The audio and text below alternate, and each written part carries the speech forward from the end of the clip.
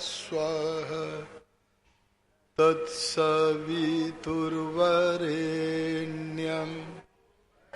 भर्गो देवस्य धीमहि धियो यो नः प्रचोदयात्।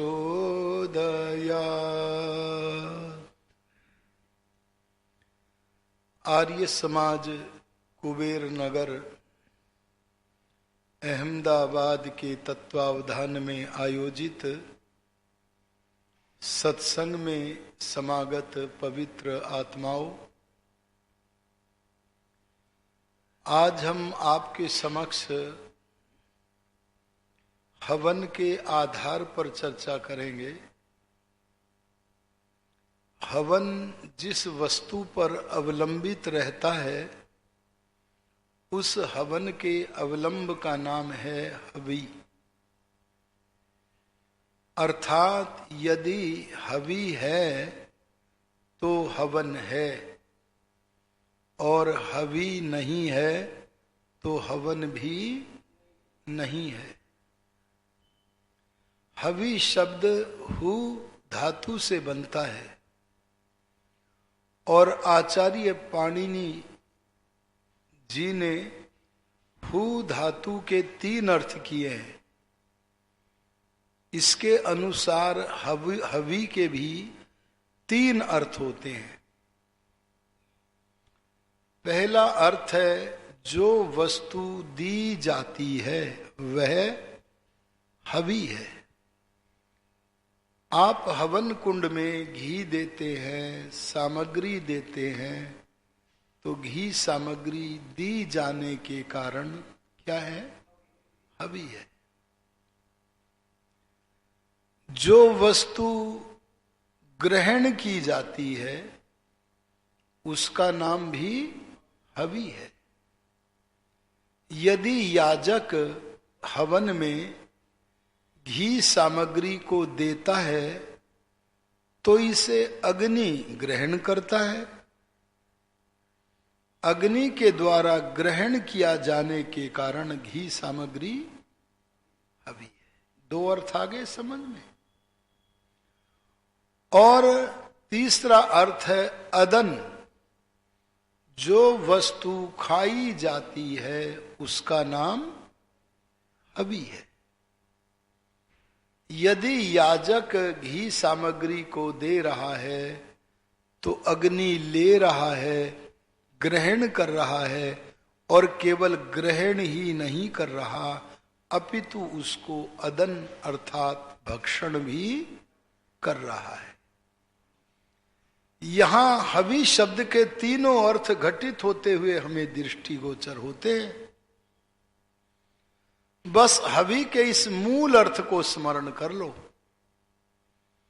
जो वस्तु देने योग्य है, जो वस्तु ग्रहण करने योग्य है और जो खाने के योग्य है उसका नाम हवि है।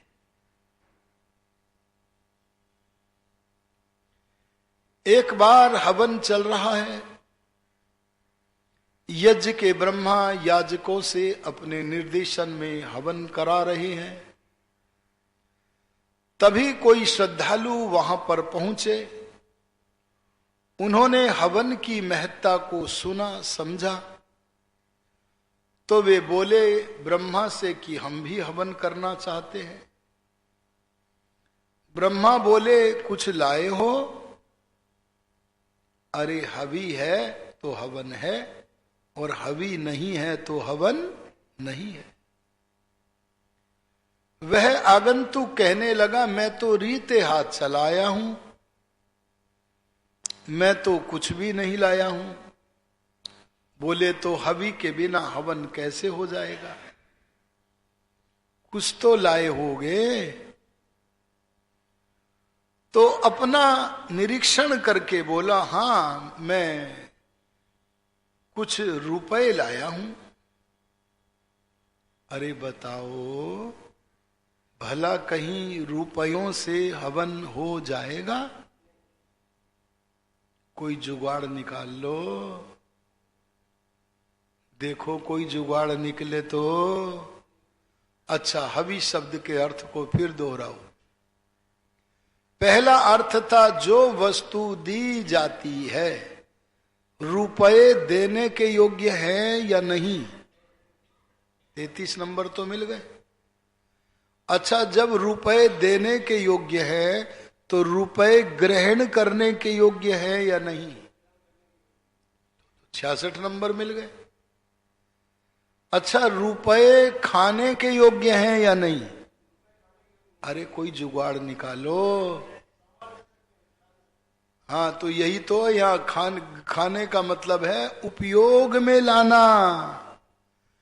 आपके इस भवन के निर्माण के लिए जो रुपए दानियों ने दिए वे कोषाध्यक्ष ने लिए और जहां जिस काम के लिए दिए उस काम में लगा दिए।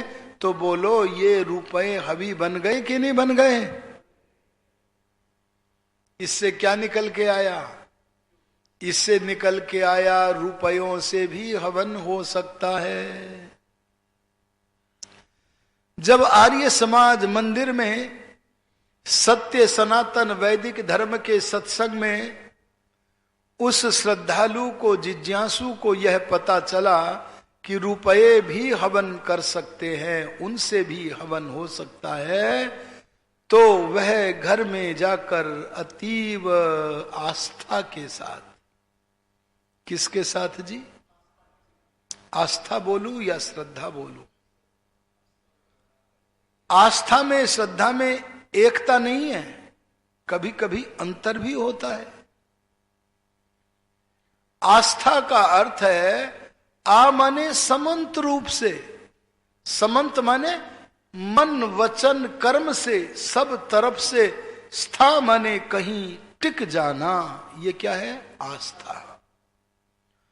और मन वचन कर्म से कभी हम सत्य पर टिकते हैं तो भी आस्था है, और कभी कभी हम अज्ञानता के कारण असत्य पर भी टिकते हैं। चाहे सत्य पर टिको या असत्य पर टिको, ये दोनों की डोने मन वचन कर्म से कहीं टिकने का नाम क्या है। आस्था है। लोग बकरा ईद के दिन बकरे को काटने की क्रिया को धार्मिक क्रिया मान रहे हैं। ये मूर्खता पूर्ण है, अधर्म है, पर आस्था तो है। और श्रद्धा का अर्थ क्या है। श्रत माने सत्यम, दधाति यया इच्छया, दधाति यया क्रियया। सत्य को जिस इच्छा से, सत्य को जिस क्रिया से धारण किया जाता है उस इच्छा का व क्रिया का नाम श्रद्धा है। माने श्रद्धा के मूल में सत्य का होना आवश्यक है, और आस्था में कभी सत्य होता है कभी असत्य भी होता है। ये अंतर है दोनों में। तो एक व्यक्ति को जब ये पता चला आर्य समाज मंदिर में कि रुपयों से भी यज्ञ हो सकता है, तो उसने बड़ी आस्था के साथ अपने घर में जाकर एक उच्च कोटि के महापुरुष का चित्र लगाया। हमें घरों के में चित्र लगाने चाहिए या नहीं है जी। साईं का फोटो किस किसने लगा रखा है। साईं दुष्ट था, सारे जीवन मांस खाता रहा, सारे जीवन धर्महीन बना रहा, और जो स्वाध्याय नहीं करते, जिनके जीवन में आर्यत्व नहीं है, ऐसे हिंदुओं को मूर्ख बनाता रहा। और आज भी वे लोग साईं मंदिरों में खूब चढ़ावा चढ़ा रहे हैं। अविद्या के भंडार हैं, विद्या के शत्रु हैं। पर हमें महापुरुषों के चित्र लगाने चाहिए।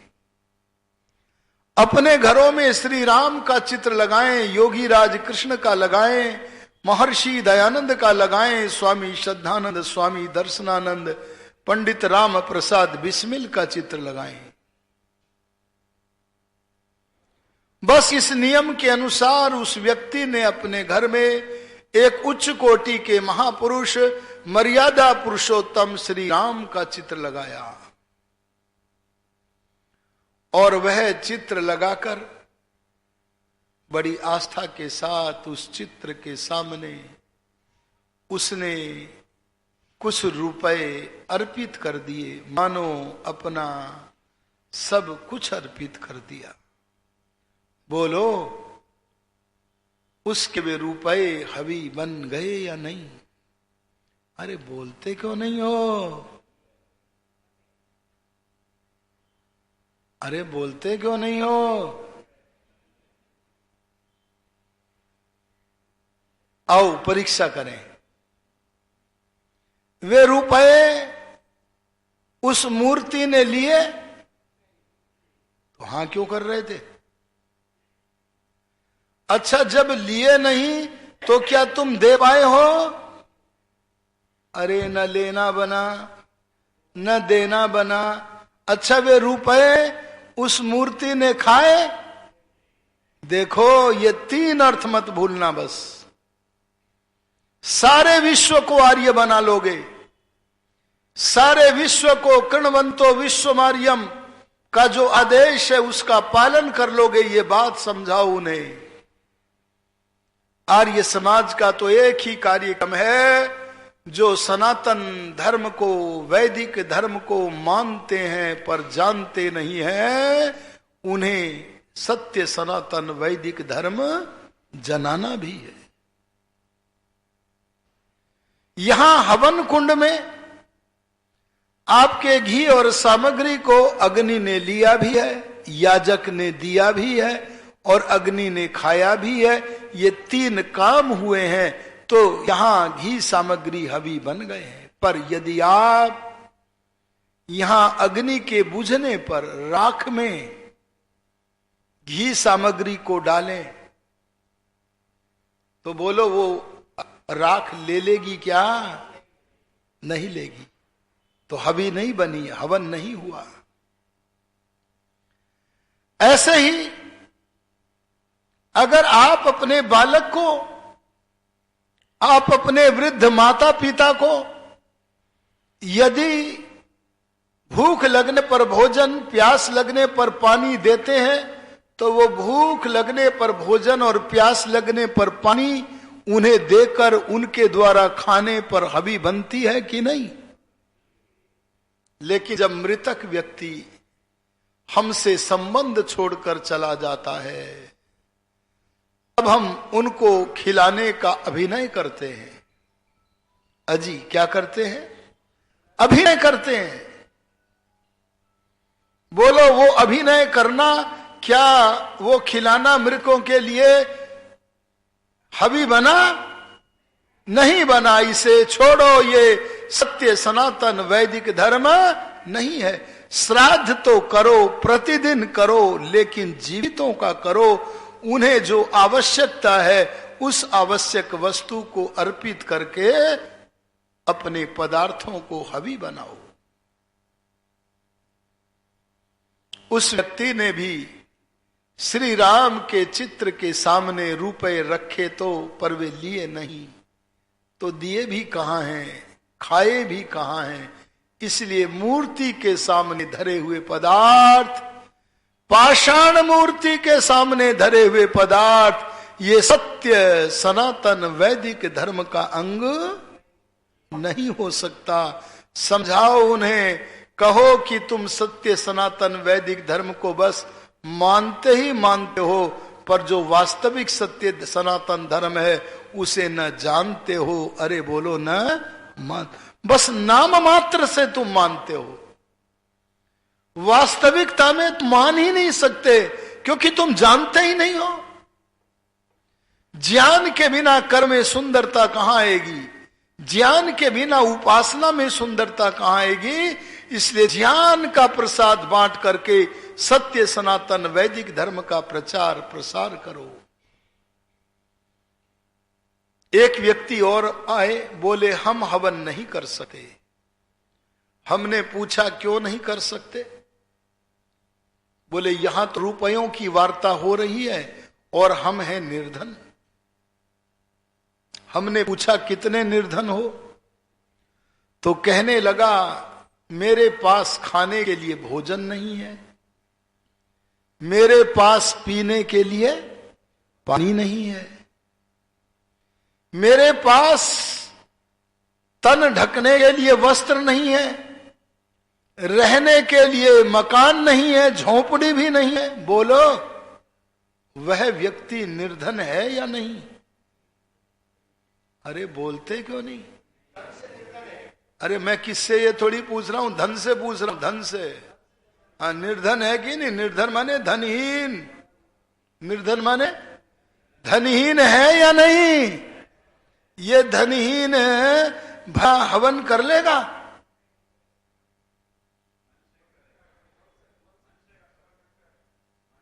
वाह, करेगा। तो शास्त्र कहता है ए मानव, तू जिस दिन हवन करने के योग्य नहीं रहेगा उस दिन मैं तेरा ट्रांसफर कर दूंगा, उस दिन मैं तेरा स्थानांतरण कर दूंगा। ए मानव सुन ले, मेरे माने परमात्मा के अनेक नामों में एक नाम यज्ञ भी है। मैं जगत का उत्पादन, उत्पत्ति, सृष्टि, पालन, संहार, जीवों के कर्मों का ठीक ठीक फल देना आदि जो कर्म करता हूं उनका नाम यज्ञ है। और ए मनुष्य, मैंने तुझे सृष्टि में जो भी कुछ करने को भेजा है उसका नाम भी यज्ञ है। और जिस दिन तू मनुष्य तन में रहता हुआ यज्ञ करने के योग्य नहीं रहेगा उस दिन मैं तेरा स्थानांतरण कर दूंगा, और यहां से जहां स्थानांतरण करूंगा वहां तुझे फिर से यज्ञ करने की सामग्री प्रदान करूंगा जिससे कि तू यज्ञ करता रहे। मैं कैसे यज्ञ करूं? मैं तो निर्धन हूं। तो शास्त्र बोले तुम अपने तन से यज्ञ करो। किससे यज्ञ करो? कैसे करो? अपने तन को दूसरों के उपकार में लगा दो। एक बार मैं बस से यात्रा कर रहा हूं, जंगल में ढाबे पर बस रुकी। जून का महीना था, ज्येष्ठ मास था। मेरे बराबर में जो यात्री बैठे थे उनसे मेरा परिचय वार्तालाप चल रहा था। जब जंगल में ढाबे पर बस रुकी तो वो अपनी सीट से उठे और भागे। बस के द्वार से निकलते हुए सीधे नल पर गए। क्यों गए होंगे?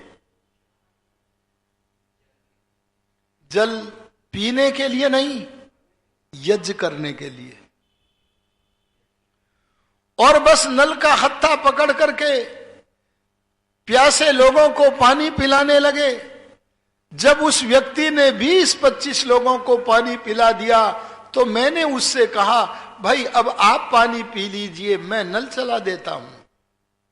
उसने मेरे प्रयास करने के बाद भी नल का हत्था नहीं छोड़ा और 70-75 यात्रियों को पानी पिलाने के बाद अंत में पानी पिया। और जब वह वहां से पानी सबको पिलाकर स्वयं भी पीकर आकर बराबर में मेरे बैठा तो मैंने पूछा, भाई तुमने नल का हत्था मुझे क्यों नहीं दिया था? तो वह बड़ा सुंदर उत्तर देता है।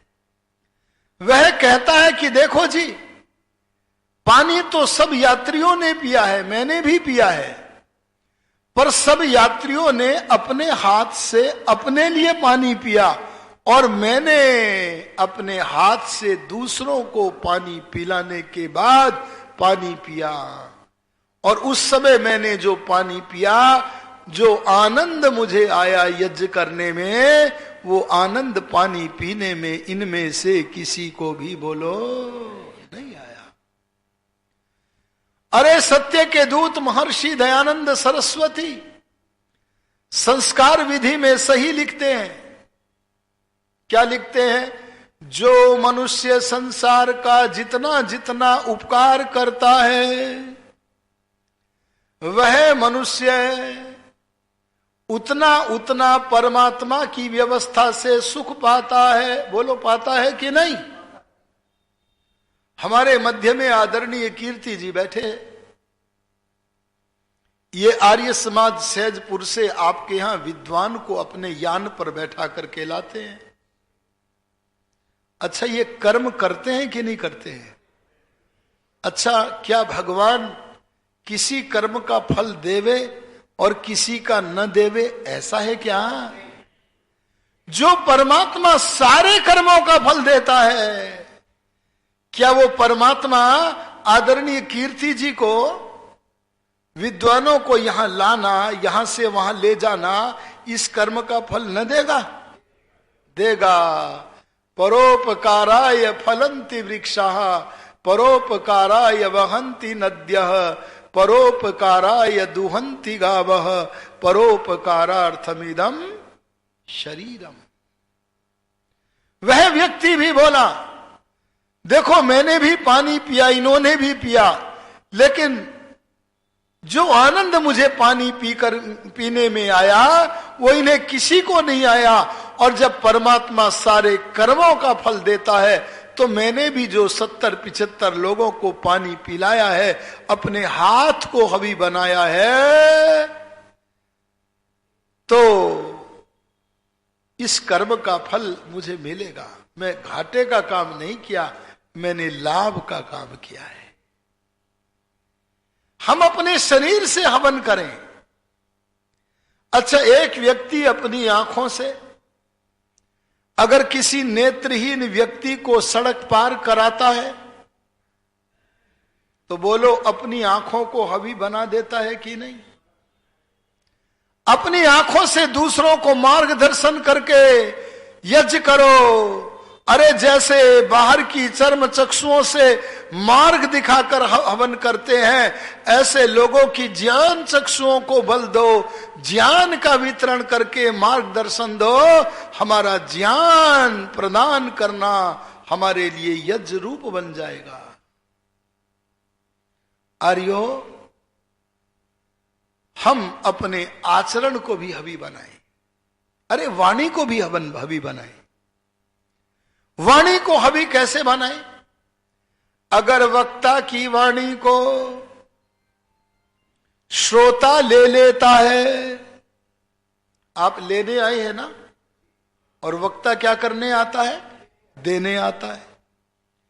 अगर वक्ता की वाणी को श्रोता ले ले और लेकर के खा ले माने आचरण में उतार ले, तो बोलो वक्ता की वाणी हवी बन गई कि नहीं बनी? इसलिए ध्यान देना, कर्तव्य बनता है वक्ता की वाणी को श्रोता लेवे और लेके उसे अपने व्यवहार में ग्रहण करे। ऐसे अगर श्रोता करने लगे तो वक्ता की वाणी सफल हो जाए, वक्ता का यज्ञ हो जाए।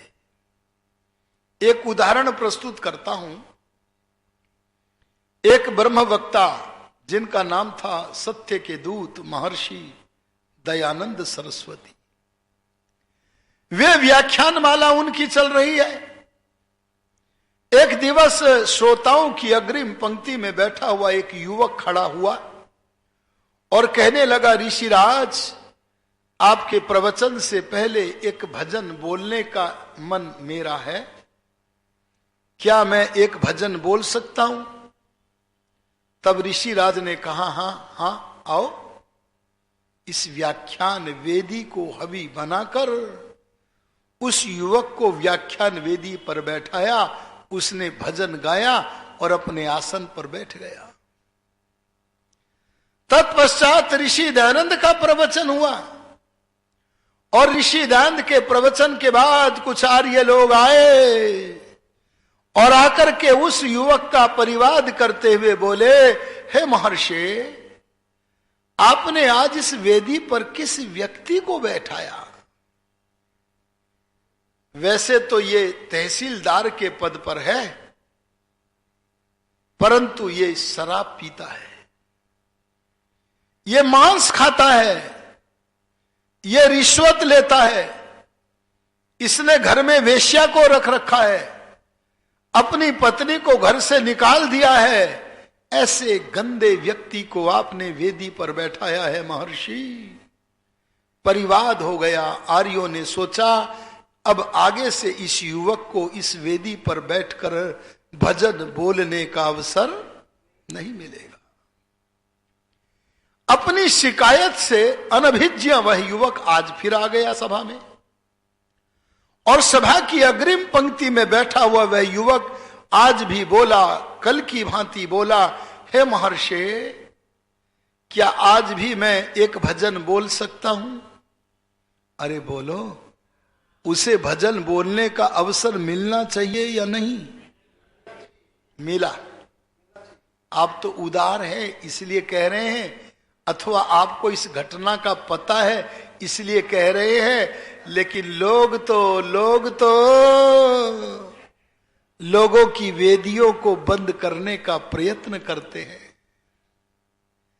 अरे ऋषि दान की उदारता देखनी हो तो संस्कार विधि में देखना। लोगों ने बहुत सारे लोगों को घरों में हवन करना बंद कर दिया था, यह कहकर के बंद कर दिया था ये शूद्र है। कोई भी व्यक्ति वैसे जन्म से ही कह दे कि ये शूद्र नहीं। अरे जन्म से तो सभी अज्ञानी होते हैं, गुण कर्म व्यवस्था से शूद्र है, और शूद्र वर्ण है तो वो सवर्ण है। जो यह कहे मैं सेवा का कार्य अपनी अयोग्यता के कारण नहीं करूंगा, बल्कि मैं तो ईर्ष्या करूंगा, द्वेष करूंगा उनसे जो उन्नति कर गए हैं, वह शूद्र नहीं, वह तो असुर है। तो उनके घरों पर लोगों ने हवन करना बंद कर दिया। तब ऋषि दयानंद के सामने वेद का एक वाक्य आया, क्या? पंच जना मम होत्रम जुषध्वम।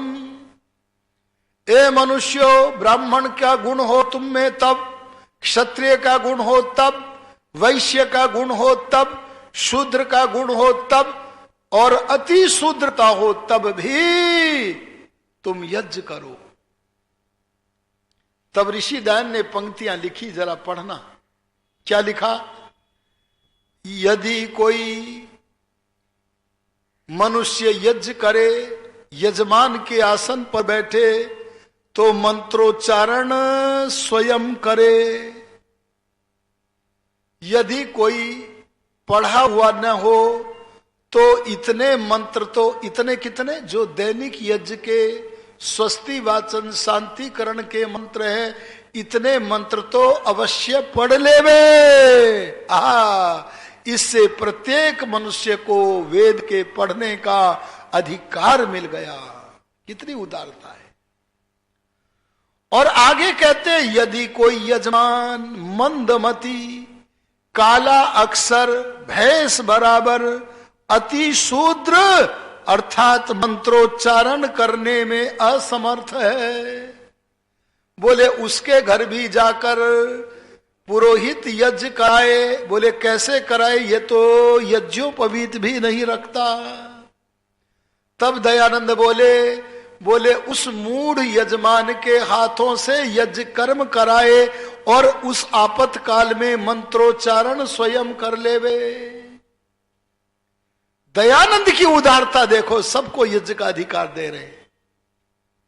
ये हमारी बहनें महाभारत काल के बाद वेद मंत्र का पाठ करने में तरसती थी, टुकुर टुकुर देखती थी। परंतु उन्होंने कहा जैसे उपनयन का अधिकार बालकों को है वैसे बालिकाओं को भी है, जैसे वेद पढ़ने का अधिकार पुरुषों को है वैसे स्त्रियों को भी है, और वेद के मंत्र प्रमाण के रूप में दिए।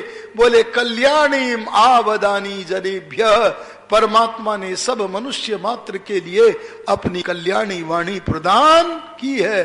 अगर नारियों का भी कल्याण करना है तो आर्य समाज का जो सत्य सनातन वैदिक धर्म के वास्तविक स्वरूप को रखता है, उसके प्रचार प्रसार करने में तन मन धन से उद्यत होइए। वह व्यक्ति आज फिर खड़ा हो गया, बोले मैं आज एक गीत और गा सकता हूं। तब ऋषि बोले आओ आओ, मंच पर बैठाया, उसने गीत गाया और गीत गाकर जब अपने आसन की तरफ बढ़ा तब दयानंद के मुख से वाक्य निकला। दयानंद के मुख से हवी निकली और वो हवी निकल कर किधर को चली? उस युवक के कानों की तरफ को चली। और ऋषि दयानंद के मुख से हवी निकली, अमी चंद तुम हो तो हीरा पर कीचड़ में पड़े हो। ओहो, ये सुनना था। अमीचंद सोचने लगा कि मुझे धरती के सबसे बड़े व्यक्ति ने प्रमाण पत्र दिया है, वह अगर मुझे हीरा कहता है तो मैं अवश्य हीरा हूं। पर उसने वाक्य के उत्तरार्ध में यह भी तो कहा है कि मैं कीचड़ में पड़ा हूं। आर्यो, अपने अपने कीचड़ों को हम सब जानते हैं। उसने मांस खाना छोड़ा, शराब पीना छोड़ा, वेश्या को सदा के लिए पृथक कर दिया और चल पड़ा ससुराल। ससुराल में जाकर देवी से बोला तुम्हें तुम्हारे आसन पर लिवाने लाया हूं। तब वो देवी बोली थी, मैं तेरे जैसे राक्षस के साथ नहीं जाऊंगी। तब उछल करके बोला था विद्युन्मय गति से, अमीचंद, ए देवी, दयानंद की हवि का पान करके राक्षस अमीचंद की मृत्यु हो गई है। आज तो मैंने उस दयानंद योगी की हवि का पान करके अपने जीवन में क्रांति लाई है, परिवर्तन लाया है। आज तेरे सामने राक्षस अमीचंद नहीं खड़ा है, आज तेरे सामने महात्मा अमीचंद खड़ा है। ए देवी, अब मैं मांस नहीं खाता, शराब नहीं पीता, वेश्यागमन नहीं करता, सारे दुर्व्यसनों से मुक्त होकर तुम्हें तुम्हारे आसन पर लिवाने लाया हूं। आहा, यह सुनते ही वह देवी चल पड़ी थी अपने पिया संग ससुराल। बोलो, अमीचंद के जीवन के लिए यह वाक्य हवि बना कि नहीं बना? हम चाहें तो अपनी वाणी को भी हवि बना सकते हैं। समय हुआ, मुझे यही रुकना होगा। शेष चर्चा इस विषय की कल करेंगे। ओम द्यहु शांतिरंतरिक्षम पृथिवी शांतिरापः शांतिरोषधय वनस्पतयः शांतिर्विश्वे देवाः शांतिर्ब्रह्म शांति शांतिरेव शांति सामा शांति। ओम शांति शांति शांति। जो बोले सो अभय, ब्रह्मर्षि विरजानंद महाराज की, नवयुग प्रवर्तक महर्षि दयानंद महाराज की, योगीराज स्वामी आत्मानंद महाराज की, मर्यादा पुरुषोत्तम श्री राम की, योगीराज श्री कृष्ण महाराज की, आर्य समाज सत्य सनातन वैदिक धर्म की, सबको वैदिक अभिवादन, नमस्ते।